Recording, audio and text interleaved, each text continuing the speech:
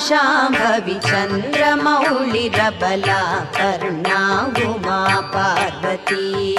काली हैमवती शिवा त्रिनयनी कात्यायनी भैरवी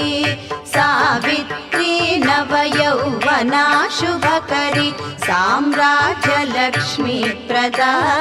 चिद्रूपी परदेवता भगवती श्रीराजराजेश्वरी अम्बा मोहिनी देवता त्रिभुवनी आनन्दसन्दायिनी